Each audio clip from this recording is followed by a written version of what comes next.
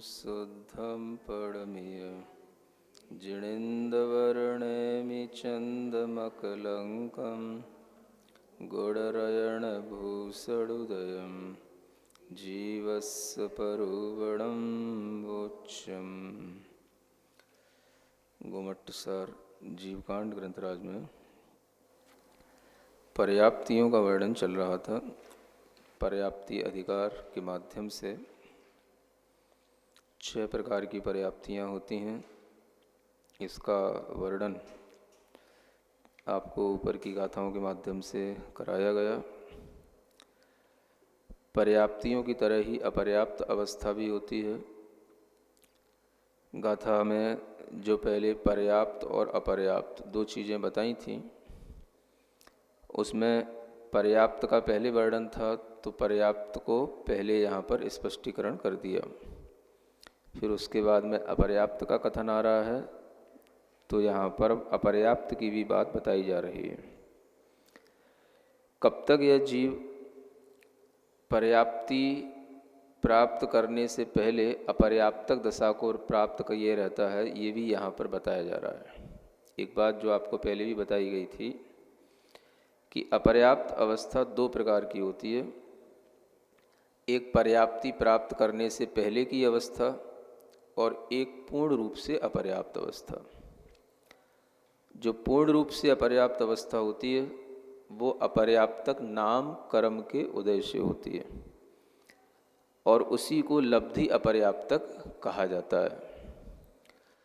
जो अवस्था पर्याप्ति पूर्ण करने से पहले होती है उसे निर्वृत्त पर्याप्तक दशा कही जाती है। और वह दशा में वह अपर्याप्त तो होता है, लेकिन होता पर्याप्ति नाम कर्म का ही उदय है। यानी पर्याप्तक दशा प्राप्त करने से पहले जो वह कुछ समय के लिए अंतर मुहूर्त में अपनी पर्याप्तियाँ पूरी जब तक नहीं करता, तब तक के लिए उसको कहेंगे निर्वर्त पर्याप्तक अवस्था। उसी को निर्वर्त पर्याप्तक दशा भी कहा जाता है। तो अपर्याप्तक का वर्णन या अपर्याप्तक शब्द को 2 चीज़ों से जोड़ा जाता है। एक तो निर्वृत्त पर्याप्तक, और निर्वृत्ति माने वैसे भी रचना होता है, तो जिसकी रचना अभी अपूर्ण है तो वो निर्वर्त पर्याप्तक है। तो वो अपूर्ण इस सेंस में है कि वो पूर्ण करने वाला है, पूर्ण हो जाएगी। जो चीज़ आगे पूर्ण होने ही वाली है उसको भी हम पहले से भी पूर्ण कह सकते हैं, लेकिन अगर हम उसको विशिष्ट रूप से किसी एवं भूत नय आदि की अपेक्षा से देखेंगे तो वह निर्वर्त पर्याप्तक दशा ही कहलाएगी। उपचार से कहेंगे तो हम उसे पूर्ण ही कहेंगे। तो उपचार से हम उसे पर्याप्त नाम कर्म का उदय हुआ, लेकिन निर्वर्त पर्याप्तक अवस्था है, तो उपचार से हम उसे पर्याप्तक भी कहेंगे, लेकिन वास्तव में वो अभी अपर्याप्त है, इसलिए उसको निर्वर्त पर्याप्तक कहेंगे। तो जैसे पिछली गाथा में उदाहरण दिया गया था घर का, घट का, वस्त्र का, तो ये जिस तरीके से अपूर्ण रह जाते हैं, एक तो वो अवस्था होती है और एक पूर्ण हो रहे होते हैं, उस समय पर भी इनको अपूर्ण कहा जाता है, वो अवस्था होती है। तो उसी तरीके से हम यहाँ पर भी समझ सकते हैं कि अगर कोई शरीर बना रहा है तो शरीर बनाने से पहले वह अपूर्ण अवस्था में है, लेकिन पूर्ण हो जाएगा तो कहलाएगी निर्वर्त पर्याप्तक की अवस्था। और वो पूर्ण बना ही ना पाए, उसी से पहले उसको मिटना हो जाए, तो वो कहलाएगी लब्धि पर्याप्तक अवस्था। तो कोई भी चीज़ है, चाहे हम वस्त्र बना रहे हों, घड़ा बना रहे हों, या किसी भी तरीके का मकान बना रहे हों, तो अगर मकान भी जैसे हम बना रहे हैं, अब बना रहे हैं, काम रोजाना चल रहा है, जब तक कि मकान बन नहीं जाता तब तक वो एक तरीके से अभी हम उसको निर्वर्त पर्याप्तक कहेंगे। रचना है लेकिन अभी रचना पूर्ण नहीं हो रही, रचना तो हो रही है लेकिन पूर्ण नहीं हो पाई, और जब पूर्ण हो गई तो पर्याप्तक हो गया। और एक लब्धि पर्याप्तक दशा तो ऐसी होती है कि काम शुरू किया और जो है सारा का सारा बिगड़ गया, कि शुरू किया थोड़ा सा, आज जितनी रचना हुई वो जो है सुबह तक सब ढह गई, तो वो क्या हो गई, वो लब्धि पर्याप्तक हो गई, कुछ भी बना ही नहीं। तो इसी तरीके की ये जो अपूर्ण दशाएं हैं, इन्हीं को हम अपने शरीर आदि की जो रचना होती है, निर्वृत्ति होती है, उसमें भी लगा सकते हैं। तो उसी को ध्यान में रखते हुए यहाँ पर अब कुछ निर्वृत्ति का भी, निर्वर्त पर्याप्तक के बारे में बताया जा रहा है, कब तक यह जीव निर्वर्त पर्याप्तक कहलाता है। तो आगे की जो गाथा है, गाथा नंबर 121, उसके माध्यम से पढ़ते हैं। पज्जतस्य उदये नीय नीय पज्जति निठिदो होदी जाव शरीरम पुण्यम निवत्ति अपुण्यगो ताव। हाँ, क्या कहते हैं, गाथा का अर्थ पहले पढ़ते हैं। पज्जत तस्य उदये, यानी पर्याप्त नाम कर्म के उदय में, निय निय पज्जति निठिदो होती, निज निज पर्याप्तियों की निष्ठापना होती है, यानी निज निज अपनी अपनी जो पर्याप्तियां हैं वो उनकी पूर्ण हो जाती हैं। तो यहाँ पर निज निज का मतलब जो भी जिस इंद्रिय वाला जीव है उसकी जितनी पर्याप्तियां होंगी वो उतनी पर्याप्तियां उसकी पूर्ण हो जाएंगी। अब क्यों हो जाएंगी? क्योंकि उसके लिए पर्याप्त नाम कर्म का उदय है। तो एक इंद्रिय के लिए निज पर्याप्तियां हो गई 4, विकलेंद्रियों के लिए हो गई 5 और संगी पंचेंद्रियों के लिए हो गई 6।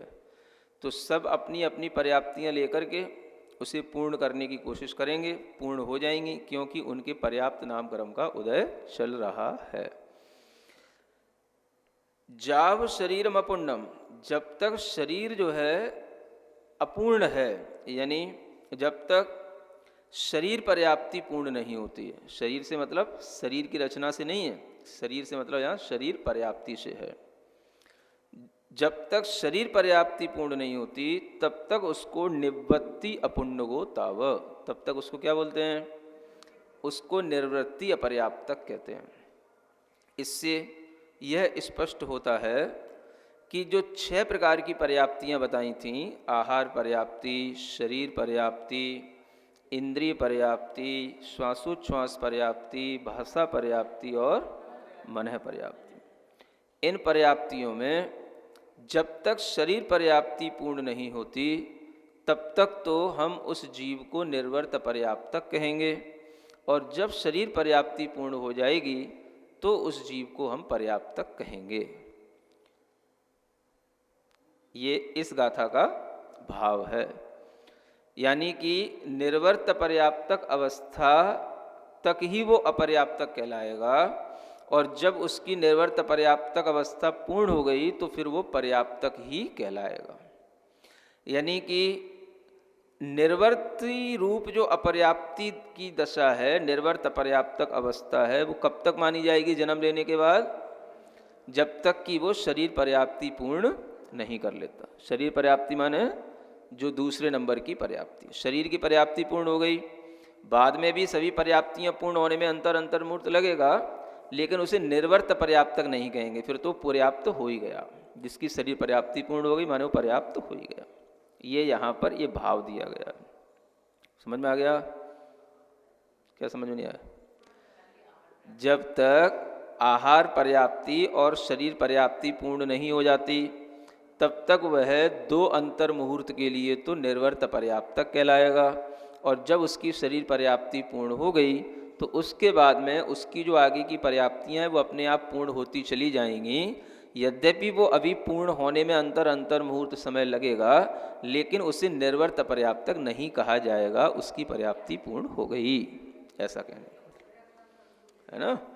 पर्याप्त नाम कर्म का उदय तो शुरू से ही है, वो तो पहले समय से ही है। जब तक आहारक शरीर की आहारक पर्याप्ति पूर्ण कर रहा है तब भी पर्याप्त नाम कर्म का उदय है, शरीर पर्याप्ति कर रहा है तो भी अपर्याप्त नाम कर्म का उदय है। तो पर्याप्त नाम कर्म के उदय से ये मतलब नहीं है, जब तक वह शरीर पर्याप्ति को पूर्ण न कर ले तब तक वह निर्वर्त पर्याप्तक और उसके बाद में वह पर्याप्तक ही कहलाएगा। क्योंकि एक अंतर्मुहूर्त तक जो निर्वर्त पर्याप्तक अवस्था होती है इसमें मिश्र योग होता है, वो अवस्था केवल यही एक अंतर्मुहूर्त के लिए मानी जाती है। तो इसको आप इस तरह से समझ लें कि जैसे आप कोई भी चीज़ बनाते हैं तो उस चीज़ को बनाते हुए उसमें पहले आप कुछ ना कुछ मिलाते भी हैं प्रारंभिक अवस्था में। जैसे आपको रोटी भी बनाना है या पूड़ी भी बनाना है तो उस रोटी में पहले आपको लोई बनानी पड़ती है, और लोई बनाने के लिए भी आपको पहले उस आटे में थोड़ा पानी भी मिलाना पड़ता है, और ज़रूरत पड़े तो थोड़ा परथन भी लगाई जाती है उसमें, ताकि चिपक ना जाए वो बेलन में ही है। नहीं जानते? मोहन कह लो चाहे परथन कह लो सुनो तो, मतलब की बात तो सुनो, अब उसी में लग गए। तो वो सब क्या है, ये अभी हम कहेंगे रोटी बन गई क्या, तो आप कहोगे अगर ये लोई बन गई और लोई बनने के बाद में वो उसकी आकृति बन गई, परथन लगाने के बाद में वो चिपकी नहीं, तो हमने कह दिया कि हाँ अब तो ये बन ही गई। समझ आ रहा है? और उसको हमने उठा के तवे पर डाल दिया। तो अब जब तक तवे पर डली तब तक भी रोटी बन रही है, लेकिन फिर भी क्या कहा जाएगा, हाँ बन गई। अपर्याप्त कब तक कहा जाएगा, अपूर्ण कब तक कहा जाएगा, जब तक कि लोई ना बन रही हो, रोटी की शेप ना बन रही हो, बार बार वो कहीं वो क्या बोलते बेलन और चाक से चिपक रही हो तो नहीं बन रही। और अगर वो नहीं चिपकी, आपने उसको बना लिया अच्छे से, तो भले ही अभी रोटी पूरी बनी नहीं, सिकी नहीं, लेकिन फिर भी हाँ अब तो बन गई। तो ऐसे ही समझो 6 प्रकार के जो स्टेप हैं, 6 पर्याप्तियाँ हैं, उनमें से केवल शरीर पर्याप्ति अगर पूर्ण हो गई तो समझ लो पर्याप्तक हो गया। तो पर्याप्तक नाम कर्म का उदय तो पहले से भी चल रहा है, लेकिन उस अवस्था को जो शरीर पर्याप्ति पूर्ण नहीं होती तब तक उसको बोलते हैं निर्वर्त पर्याप्तक दशा। तो निर्वर्त पर्याप्तक दशा भी पर्याप्त नाम कर्म के उदय के साथ ही होती है। ऐसा जान करके इस गाथा के अर्थ को समझना है। अब इसमें योगों का एक बहुत बड़ा रोल रहता है ना। तो एक अच्छी बात यह है कि यहाँ पर आचार्य समझाते हैं, कई अन्यत्र कर्मकांड आदि में 3 प्रकार के योग बताए जाते हैं, इसको भी हम समझ सकते हैं। एक कहलाता है उपपाद योग, क्या बोलते हैं, पहला। दूसरा कहलाता है एकांतानुवृद्धि योग, क्या बोलते हैं, एकांत रूप से उसमें बस वृद्धि वृद्धि होती चली जाना योग में। और एक तीसरा होता है परिणाम योग, क्या बोलते हैं, ऐसे 3 योग होते हैं। जब भी कोई जीव जन्म लेता है तो जन्म लेने के प्रथम समय में उसका जो योग होगा उसे कहेंगे उपपाद योग। पहले समय में, जन्म लेने के पहले समय में कौन सा योग हो गया, उपपाद योग। माने उसके जो योग होंगे वो योग जो आत्मा के प्रदेशों के परिस्पंदन रूप हैं, जिनके माध्यम से वह उन वरगड़ाओं को ग्रहण कर रहा है, वो जो वाइब्रेशन होते हैं आत्मा के अंदर, वह वाइब्रेशन 3 प्रकार के हैं। वो जो आपने पढ़ रखे मन वचन का है वो अलग चीज है। ये जो वाइब्रेशन है जो उस समय पर निवृत्ति कर रहे हैं, रचना कर रहे हैं, और उनका ये योगदान रचना में ही है। तो उपपाद योग कब कहलाएगा, जब वो प्रथम समय वाला उपपाद माने जन्म हुआ तब वो कहलाया उसका उपपाद योग। उसके बाद दूसरे समय से एकांतानुवृद्धि योग शुरू हो गया, और वह योग तब तक चलेगा जब तक कि उसकी शरीर पर्याप्ति ये पूर्ण ना हो जाए, यानी निर्वर्त पर्याप्तक अवस्था तक उसके लिए एकांत अनुवृद्धि योग चलेगा। माने उसकी योगों में वृद्धि होती चली जाएगी, तो वह उन योगों की वृद्धि से परमाणुओं को जो ग्रहण कर रहा है वो अधिक अधिक करता चला जाएगा। और जब उसकी ये शरीर निवृत्ति हो गई, शरीर की पर्याप्ति पूर्ण हो गई, तो फिर वो परिणाम योग वाली दशा में आ जाएगा। माने फिर उसका योग उसके बाद में परिणाम योग कहलाएगा। तो ऐसे 3 प्रकार के योग जन्म के समय पर ही आपको क्लासिफाइड करना है। समझ में आ गया? कोई भी जीव जो जन्म ले रहा है तो प्रथम समय में तो उपपाद योग वाला हुआ, दूसरे समय से लेकर के जब तक कि वह निर्वर्त पर्याप्तक रहे, यानी कि शरीर पर्याप्ति जब तक उसकी पूर्ण न हो जाए तब तक उसको क्या कहेंगे, एकांतानुवृद्धि योग। ये स्थान भी होते हैं, योग स्थान कहलाएंगे, एकांतानुवृद्धि योग स्थान। और फिर जब पर्याप्ति पूर्ण हो गई, निर्वर्ती पर्याप्तक दशा उसकी छूट गई, शरीर पर्याप्ति पूर्ण हो गई, उसके बाद से वो कहलाएगा उपपाद योग परिणाम योग स्थान वाला, ऐसे 3 प्रकार के योग होते हैं। तो वो भी यहाँ पर बिल्कुल फिट बैठता है कि जो निर्वर्ती अपर्याप्तक अवस्था है वो कब तक कही गई, जब तक कि शरीर पर्याप्ति पूर्ण ना हो जाए, यानी जब तक एकांतानुवृद्धि योग स्थान चलेंगे तब तक तो निर्वर्त पर्याप्तक है, और उसके बाद में जब परिणाम योग आ गया तो फिर वो हो गया पर्याप्तक, उसकी दशा कहलाएगी।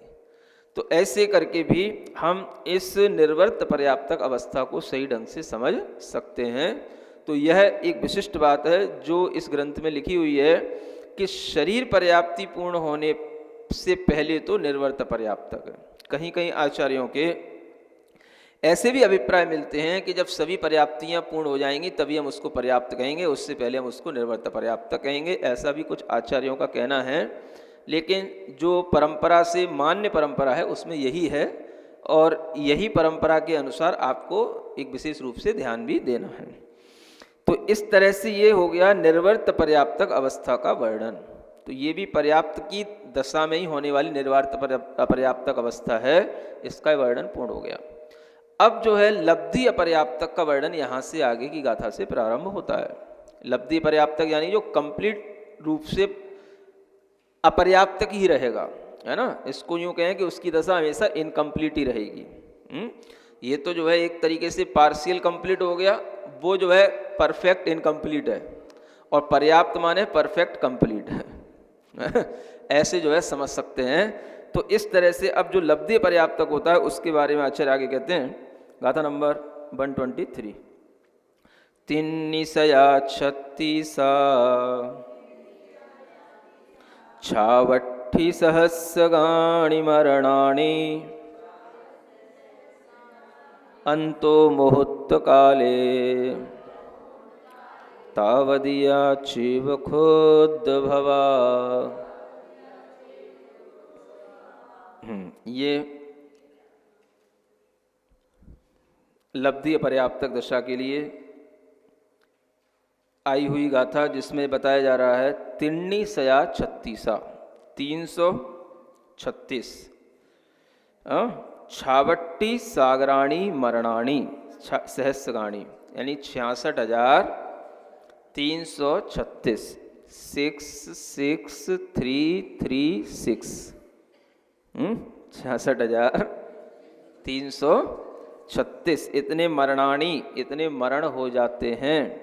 अंतो मुहूर्त काले अंतर मुहूर्त काल में तावदिया चेव खुद भवा उतने ही क्षुद्र भव कहलाते हैं, है ना।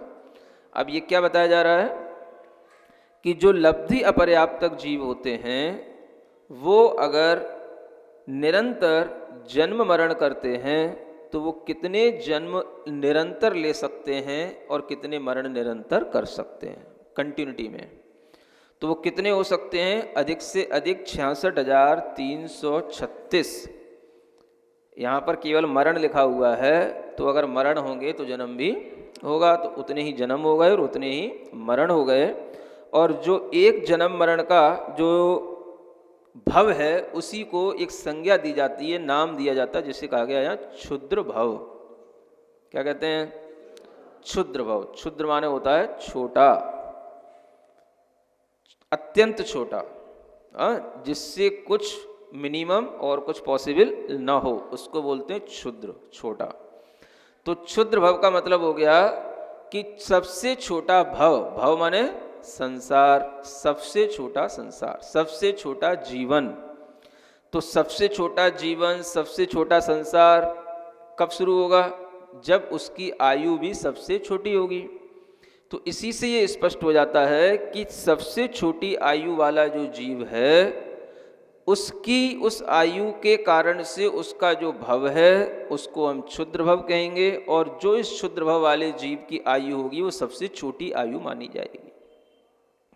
यानी कि जितने भी 3 लोक के अंदर जीव हैं उन जीवों में सबसे कम आयु वाले जीव कौन से होते हैं? तो वह लब्धि अपर्याप्तक जीव होते हैं, जिनके भव को ही क्षुद्र भव कहा जाता है, क्योंकि उससे छोटा कोई दूसरा भव नहीं होता है, इससे कम आयु नहीं होती है, उसी को यहाँ पर क्षुद्र भव कहा गया है।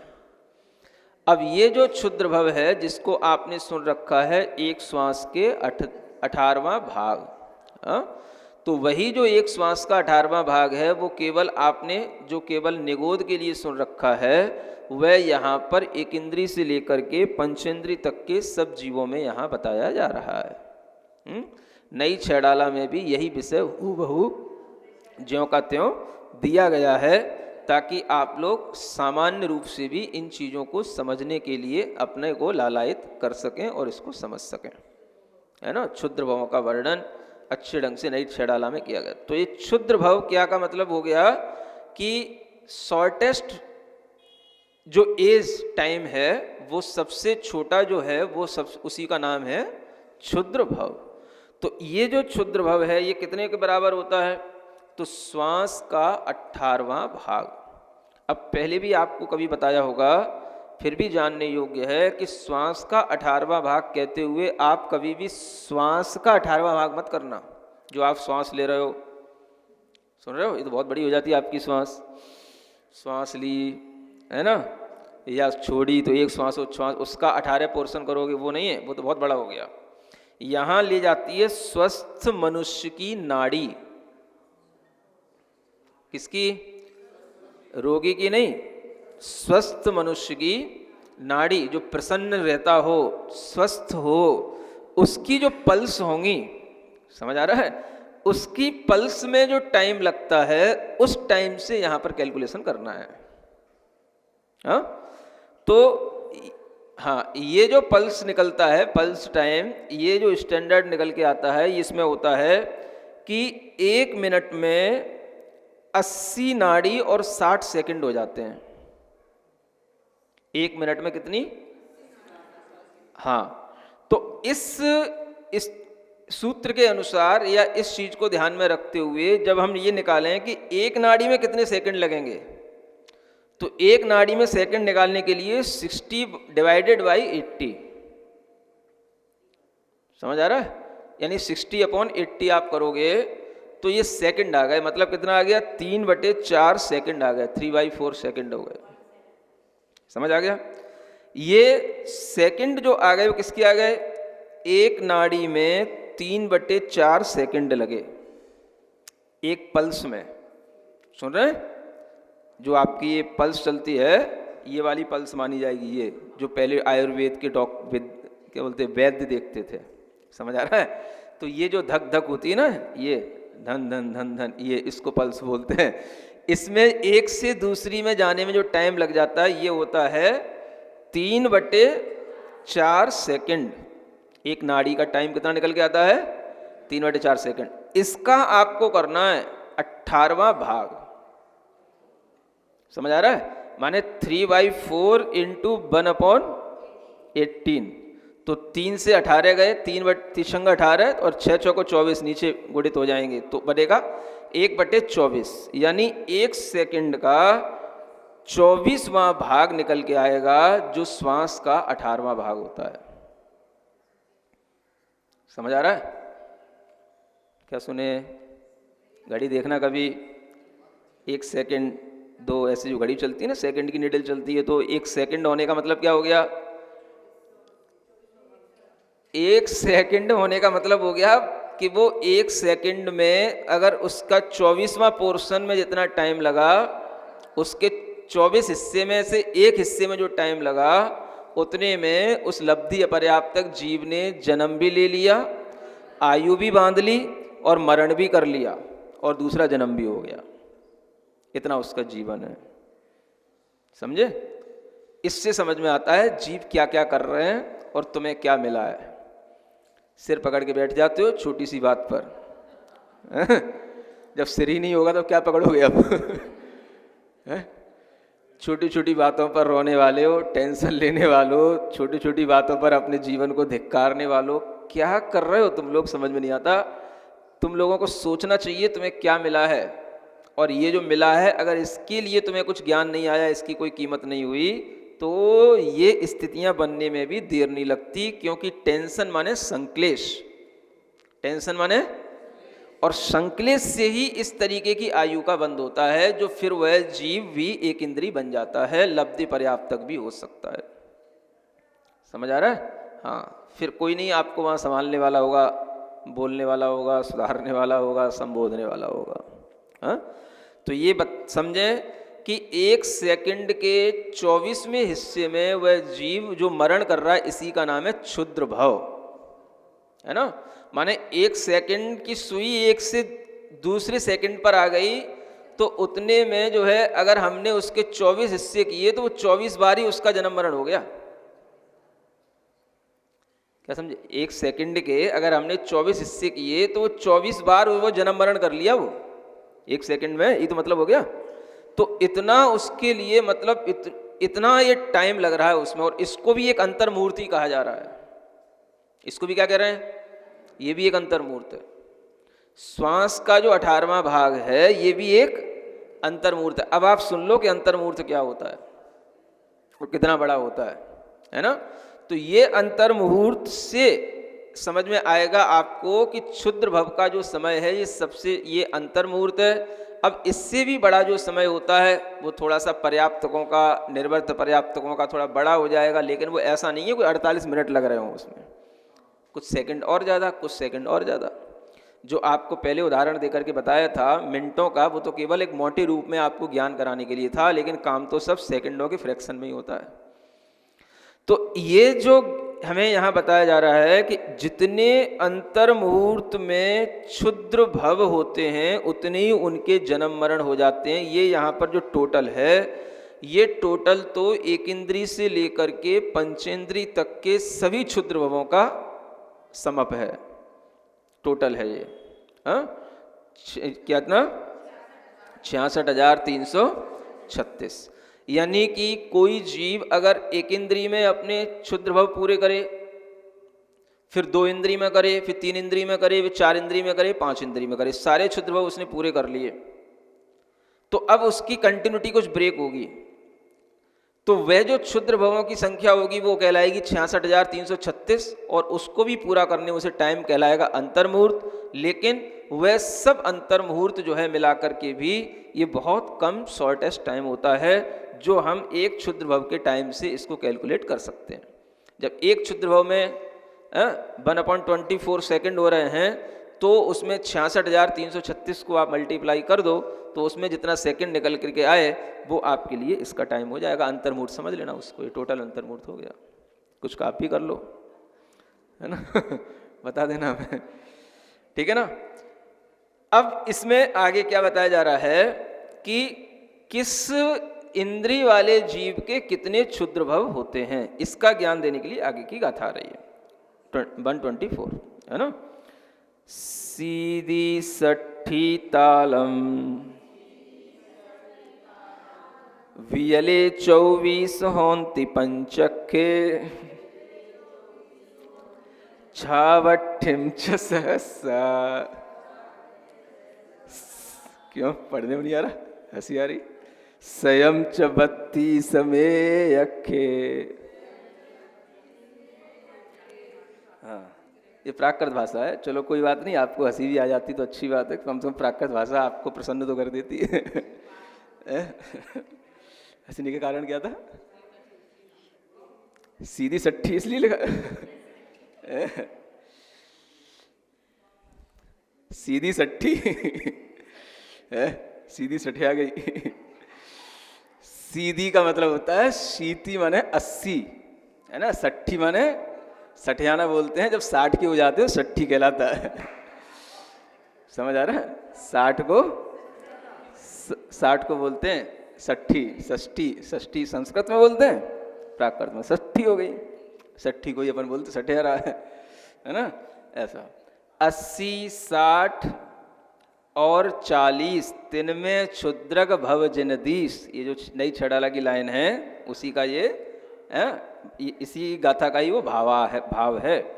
यानी 80, 60 और ताल माने 40। ताल माने वियले, ये किसमें हो गए?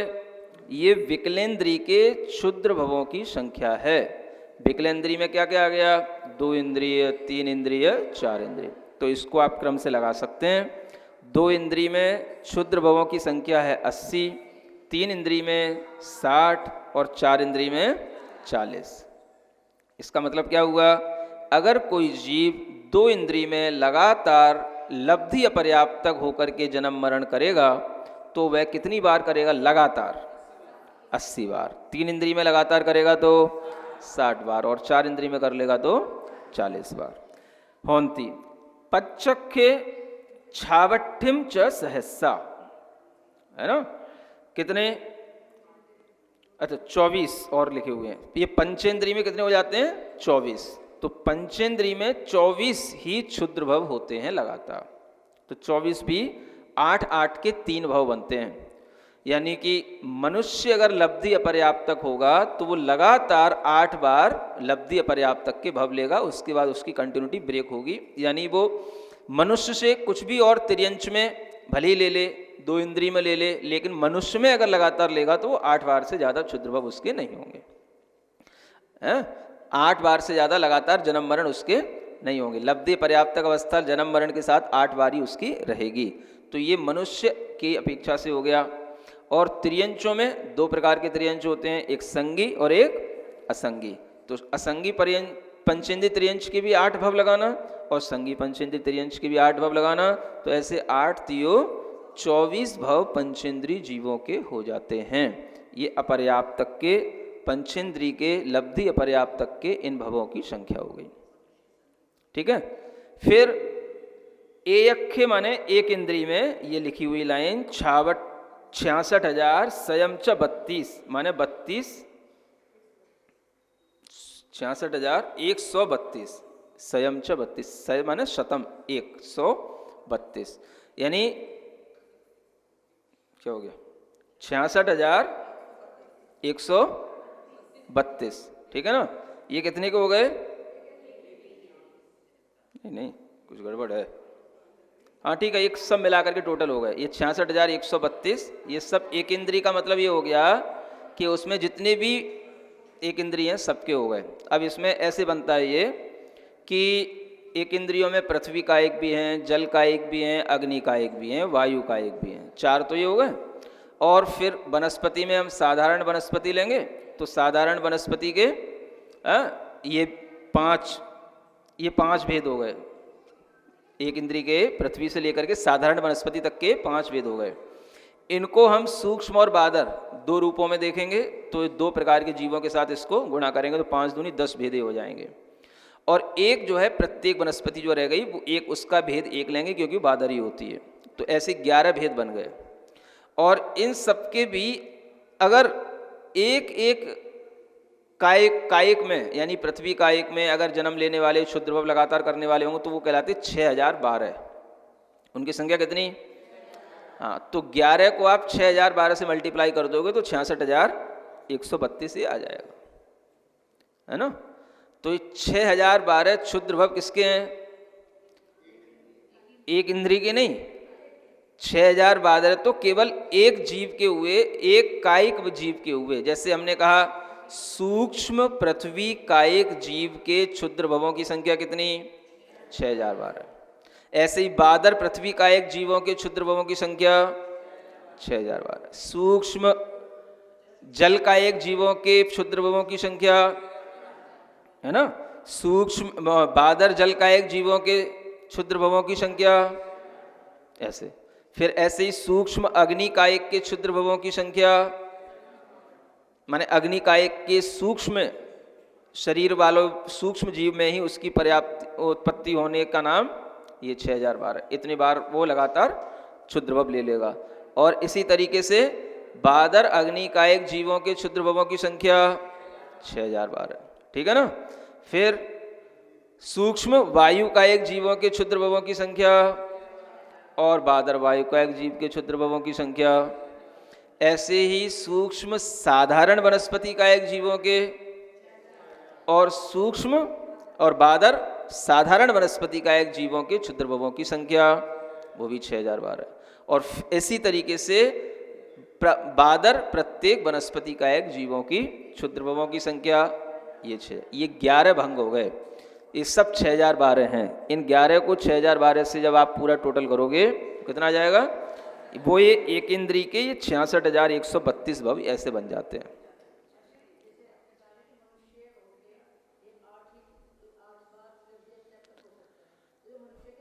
ये कंटिन्यूटी की बात है। हाँ, जो भी लब्धि अपर्याप्तक मनुष्य के शरीर में उत्पन्न होते हैं वो लगातार अगर जन्म मरण करेगा तो इतना होगा। अगर उसके लिए बीच में कहीं टूट गई तो वो करता रहेगा। दो भव के बाद में कोई दूसरा, उसने दूसरी किसी इंद्री का भव ले लिया तो वो दूसरा जीव तो वही रहा, दूसरी पर्याय आ गई, है ना। अच्छी सिद्धांतिक भाषा में बोलना सीख लो। जीव तो वही है लेकिन पर्याय उसकी दूसरी आ गई, क्योंकि अब वो लब्धि अपर्याप्तक दशा जो चल रही थी वो अभी पंचेंद्री संगी की चल रही थी। वो अब जो है मान लो 4 इंद्री में चलम ले लिया या 1 इंद्री में ले लिया, 2 इंद्री ले, तो कंटिन्यूटी उसकी टूट गई। तो दो लगातार बाद भी टूट सकती है, 3 की लगातार बाद भी टूट सकती है, 6 के बाद भी टूट सकती है, 8 से ज़्यादा उसके लिए एक ही संगी पंचेंद्री उस मनुष्य पर्याय में उसका जन्म नहीं होगा। ये उसका तात्पर्य है। तो ऐसे ही यहाँ पर एक इंद्रियों में ये बताया जा रहा है, एक इंद्रियों में इन पर्यायों में 6012, ये लगातार की अपेक्षा से है। अगर ये लगातार एक इंद्रियों के उसने 66,132 ये पूरे कर लिए, इन सब में भी अंतर्मूर्त लगा। 80 उसने 2 इंद्रिय के कर लिए, उसमें भी अंतर्मूर्त लगा। 60 उसने 3 इंद्रिय के कर लिए, उसमें अंतर्मूर्त लगा। 40 उसने 4 इंद्रिय के पूरे कर लिए, उसमें भी अंतर्मूर्त लगा। और 24 उसने पंचेंद्रिय के पूरे कर लिए, उसमें भी अंतर्मूर्त लगा। तो सब मिलाकर के भी एक अंतर्मूर्त में 66,336 हो जाते हैं, जो ऊपर वाली गाथा में लिखा था। आगे समझ में? अब भी ना आई हो तो फिर अब भगवान के समोसरण में ही समझना है ना। वैसे ही लिखा तो है, जो मैं यहाँ बोल रहा था नीचे तो लिखा था इस गाथा में, 125 नंबर की गाथा में ये लिखा हुआ है, देखो। पुड़विधि गागड़ि मारुद साहारण थूल सुहुम पत्तेया एदेषु अपुण्येषु य एक के वारखम चक्कम। ये वही चीज़ है जो हमने आपको एक इंद्रिय के सब भेद गिन करके अलग अलग बनाए ना, 6012, उसी को बताने के लिए गाता है। अब इसमें कैसे लिखा हुआ है? पुड़वी माने पृथ्वी, दग माने उदक जल, अग्नि माने अग्नि हो गया, मारुत माने हवा हो गई, वायु हो गए, ठीक है ना। और साहारण माने साधारण वनस्पति हो गई। इनके थूल और सूक्ष्म यानी बादर और सूक्ष्म, ऐसे 2 भेद कर लेना, तो ये हो गए 5 दूनी 10, और प्रत्येक का एक भेद। एदेषु अपुण्येषु य, इन सभी अपर्याप्तकों में इक के बार खम छक्कम, ऐसा है ना। यानी 6, इसको बोलते हैं अंका नाम वाम तो गति, अंकों को हमेशा पीछे से गिना जाता है। तो ऐसे जैसे मान लो पहले लिखो 6 को हम पीछे से गिनेंगे, तो 6 फिर 0 और फिर उसके बाद में 12, है ना, यानी 6012 ऐसे बन जाता है। ये सभी एक एक के सबके इतने भव जानना, एक एक के माने एक एक के सभी के, पृथ्वी का एक के भी, है ना, पृथ्वी का एक में भी बादर के भी, सूक्ष्म के भी, जल का एक में भी बादर के, सूक्ष्म के, ऐसे करके सबके एक एक के कितने जानना? बार खम छक्कम। तो पहले 12 लिखा, फिर 0 लिखा, फिर 6 लिखा। अब उसको उल्टी तरफ से पढ़ो तो 6 0 12 ऐसे हो जाएगा, है ना। यानी 6012 एक एक पर्याय के, एक एक जो है पृथ्वी कायिक आदि के इन कायिकों में ऐसे भव हो जाते हैं। और इन सबको जब हम गुणा कर लेते हैं तो ये 66,132 एक इंद्रियों के हो जाते हैं, जो ऊपर वाली गाथा में लिखा था। ठीक है, अब आगे कहते हैं पज्जत शरीरस्य पज्जत्तुदयस्य कायजोगस्य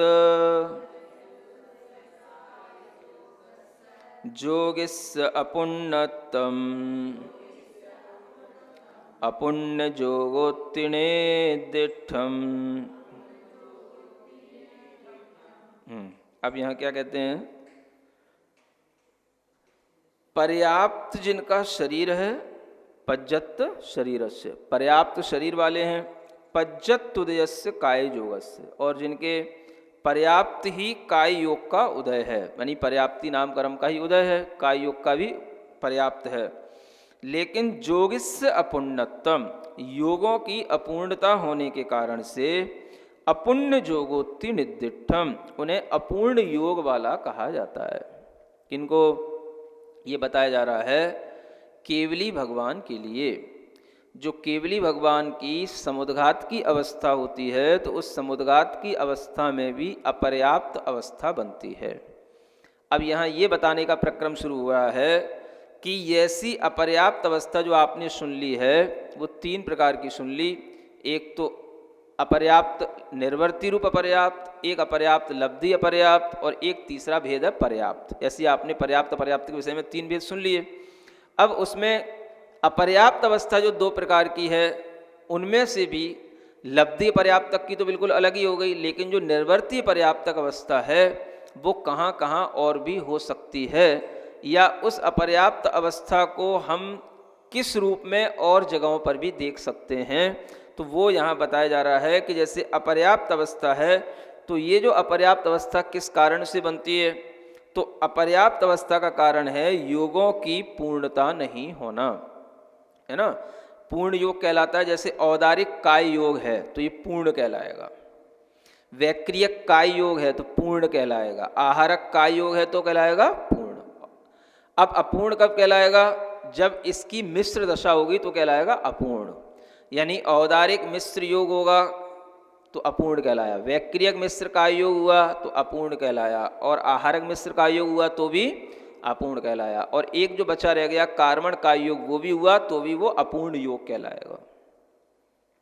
यानी अपूर्ण योग कितने हो गए, 4 हो गए। काय योग सब मिलाकर के कितने होते हैं, 7 होते हैं। 7 प्रकार के काय योग होते हैं, उनमें अपूर्ण काय योग कितने हो गए, 4। यानी औदारिक मिश्र, वैक्रियक मिश्र, आहारक मिश्र और कार्मण काय योग। तो अगर जहां पर ये वाले योग होंगे वहां पर भी वो अपर्याप्त अवस्था कही जाएगी। उस अवस्था को क्या कहेंगे, हाँ। तो औदारिक मिश्र अवस्था तो वैसे तो जन्म के समय पर ही होती थी, यही बताया जा रहा था, लेकिन ये औदारिक मिश्र अवस्था समुद्घात में भी बनती है। कार्मण काय योग की अवस्था भी समुद्घात के समय पर आ जाती है। इसलिए केवली भगवान में भी अपर्याप्त दशा का वर्णन कुछ समय के लिए किया जाता है जब समुद्घात होता है ना। तो उसी को समझाने के लिए कहा जा रहा है कि उनको आपने अपर्याप्त दशा में कैसे कह दिया, या उनके लिए अपर्याप्त दशा क्यों कही गई। तो उसके लिए यहाँ हेतु दिया गया इस गाथा में कि वैसे तो मैं मान रहा हूँ पर्याप्त शरीर वाले हैं, केवली भगवान का शरीर पर्याप्त है कि नहीं, पर्याप्तियाँ हो चुकी हैं, पर्याप्त तक नाम कर्म का ही उदय चल रहा है, लेकिन उनके युगों की अपूर्णता हो जाती है जब वो समुद्घात करते हैं, है ना। तो समुद्घात में भी दंड समुद्घात, कपाट समुद्घात, प्रतर समुद्घात और लोक पूरण समुद्घात, ऐसे 4 समुद्घात होते हैं। इनमें एक एक समय के लिए होते हैं, तो 4 समय जाने करने में और 4 समय लौटने में, ऐसे 8 समय का समुद्घात का टाइम होता है। तो उसी में जो प्रतर समुद्घात होता है और लोक पूरण समुद्घात होता है ये अपर्याप्त दशा में होता है। यानी कि और ये कपाट, दंड में औदारिक दशा रहेगी, औदारिक काय योग रहेगा, कपाट में ये जो है मिश्र दशा शुरू हो जाएगी, और प्रतर में और लोक पूरण में कार्मण दशा शुरू हो जाएगी। तो ये जो है इनमें ये योगों की अपूर्णता होने के कारण से उन्हें उस समय पर अपर्याप्त कहा जाता है। आगे बात समझे। यानी कि केवली भगवान में समुद्घात के समयों में जिन जिन समयों में ये अपर्याप्त दशा होगी, यानी औदारिक मिश्र काय योग होगा या कार्मण काय योग होगा, उस समय पर उनके लिए अपर्याप्त दशा कहा जाएगा। तो ये समुद्घात अवस्था में औदारिक काय योग छूट जाता है, औदारिक मिश्र काय योग आ जाता है और कार्मण काय योग भी आ जाता है। वैसे तो कार्मण काय योग विग्रह गति में ही होता है, औदारिक मिश्र काय योग केवल जन्म के समय पर ही होता है, वो संसारी जीवों के साथ होता है। लेकिन इनके लिए केवली सहयोगी केवली के लिए भी समुद्घात अवस्था में ये संभावनाएं बन जाती हैं जब वो समुद्घात करते हैं। तो समुद्घात करने वाले केवलियों के लिए ये अपर्याप्त दशा होने के कारण से वहाँ पर भी अपर्याप्त अवस्था का वर्णन किया जाता है। ठीक है ना, इतना ही सीख पाओगे आप, इतना ही पर्याप्त है। थोड़ा सा विषय और बचा है, आगे समझेंगे।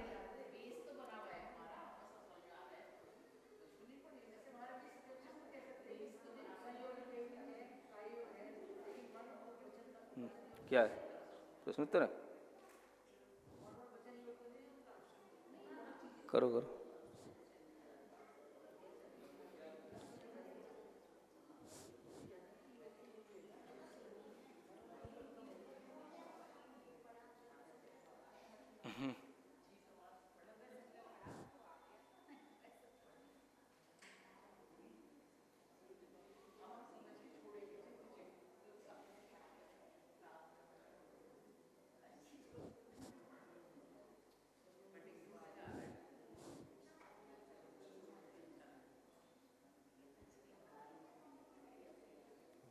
Hello hello hello. चलिए अब पूज्य गुरुवर के चरणों में सभी श्रावकों की ओर से नमोस्तु निवेदित करते हुए सभी की जिज्ञासाओं के समाधान प्राप्त करते हैं। नमोस्तु नमोस्तु नमोस्तु गुरुवर। पहली जिज्ञासा है सीमा जैन गाजियाबाद से। आपने बताया कि केवल ज्ञान किरणों रूप नहीं होता, तो पूजा की ये लाइनें केवल रवि किरणों से जिसका सही नहीं होगी क्या? केवल रवि किरणों से जिसका सही नहीं होगी क्या? नहीं, ये तो भगवान के लिए ही कहा जा रहा है ना। केवल भगवान, केवल रवि किरणों का मतलब ये हो गया केवल ज्ञान रूपी सूर्य की किरणों से, है ना। तो ऐसा नहीं समझना कि मैंने जो कहा कि केवल ज्ञान की किरणें नहीं निकलती हैं, तो इसका मतलब ये नहीं कहा कि केवल ज्ञान में किरणें नहीं होती हैं या केवल ज्ञान में प्रकाश नहीं होता है। किरणों का मतलब प्रकाश होता है। हमारा कहने का तात्पर्य ये था कि जो संसारी जीवों में केवल ज्ञान की किरण घटित करते हैं उसको नहीं करना, वो गलत है। लेकिन जहाँ अरिहंत भगवान में केवल ज्ञान प्रकट हो गया है, उनमें तो केवल ज्ञान की किरण का मतलब प्रकाश तो होगा ही। तो केवल ज्ञान अपनी किरणों के साथ ही होगा, माने सूर्य अपने प्रकाश के साथ ही होगा। अगर सूर्य पूरा है तो प्रकाश है, ऐसा नहीं है कि एक किरण आ गई और पूरा अभी सूर्य का उदय हुआ नहीं। तो ऐसा संसारी जीवों में घटित नहीं करना कि हमारे अंदर केवल ज्ञान की किरण पैदा हो गई है।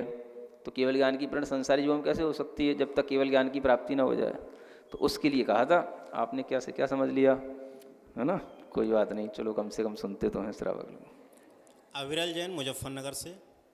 दो इंद्रिय आदि जीवों में प्रत्येक किस प्रकार लगाएंगे और गुण योनि के संवृत्त विवृत्त का भेद बताया, तो वो योनि कैसे बनेगी जो संवृत्त भी हो और विवृत्त भी? आप प्रकरण को अच्छे ढंग से पहले पढ़ें, है ना। विकलेंद्रियों में मिश्र नहीं कहा गया, वहाँ विव्रत योनि ही कही गई है। तो ये प्रश्न ही जो है थोड़ा सा अभी कुछ सही सा नहीं है। तो प्रश्न ही जब सही नहीं होगा तो उत्तर फिर कैसे दिया जाएगा, है ना। तो आप पहले थोड़ा सा समझें कि वहाँ क्या कहा गया। शायद आपने कुछ जल्दी में सुना है, स्थिरता से सुनना तो समझ में आ जाएगा। मेघा जैन आगरा से। क्या सभी 169 महापुरुषों का जन्म कूर्मोत्तर योनि से होता है? ऐसा कहा जा सकता है, क्योंकि ये बताया गया है कि कूर्मोन्नत योनि से ही जो है विशिष्ट महापुरुष उत्पन्न होते हैं। तो अब उन महापुरुषों में कुछ महापुरुष ही बचे रह गए, है ना। तीर्थंकरों का नाम तो आ ही गया था, है ना। बलभद्रों का नाम आ ही गया था। चक्रवर्ती दोनों प्रकार के आ ही गए थे, है ना। पूर्ण चक्री और अर्धचक्री। अब क्या क्या बचा, है ना। तो ये बस कुछ नारद वगैरह बचे, यही है ना। तो बस, या जो है नारद तो इसमें नहीं आते, कामदेव आते होंगे, हैं। तो अगर आपको अच्छा 63 सलाह का पुरुषों में देखना है तो उसमें उसकी अपेक्षा से अलग हो जाएगा। और आप अगर महापुरुषों की अपेक्षा से पूछ रहे हैं जो 169 होते हैं, उनमें अगर पूछ रहे हो तो भी हम कह सकते हैं कि जो विशिष्ट महापुरुष हैं, अगर इनको महापुरुषों में लिखा गया है सलाका पुरुष में, तो ये कूर्मोन्नत योनि से ही जन्म लेते हैं। क्योंकि साधारण मनुष्यों के लिए सामान्य से वो दूसरी योनि का नाम दिया गया है। भावना जैन दिल्ली से। क्या गर्भस्थ शिशु की 6 परिस्थितियां अंतर मुहूर्त में पूर्ण हो जाती हैं? पर्याप्तियाँ। पर्याप्त। अब इतना सुनने के बाद आपके लिए प्रश्न आएगा तो कैसे काम चलेगा।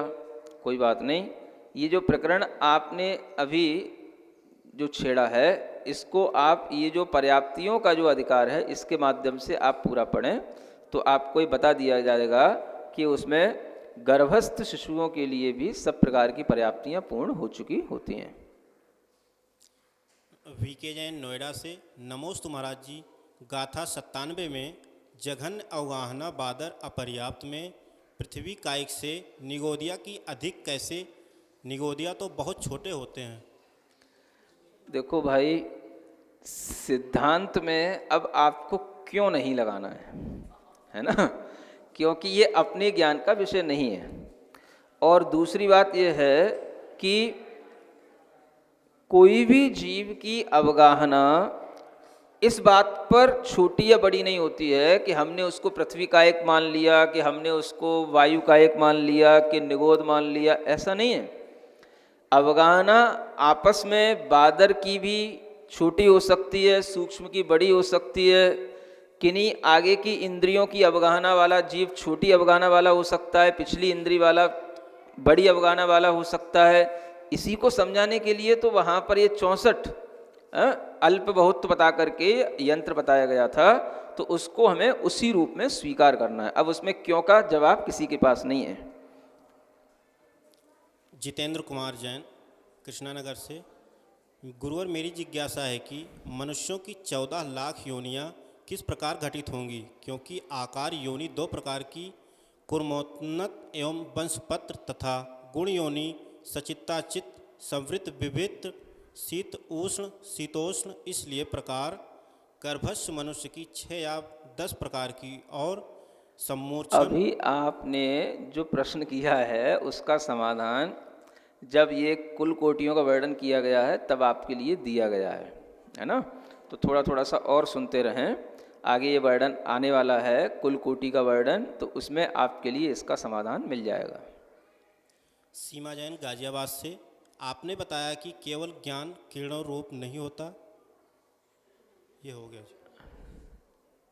नमोस्तु। ठीक।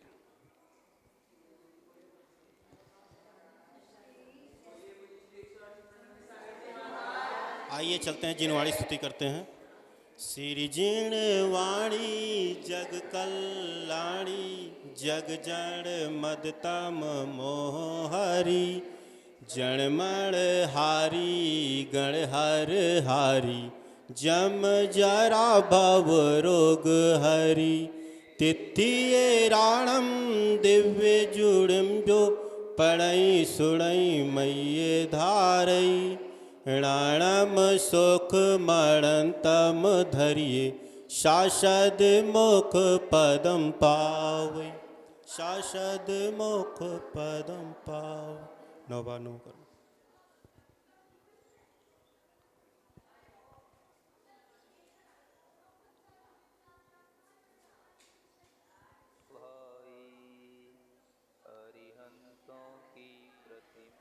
नमोस्तु गुरु नमोस्तु।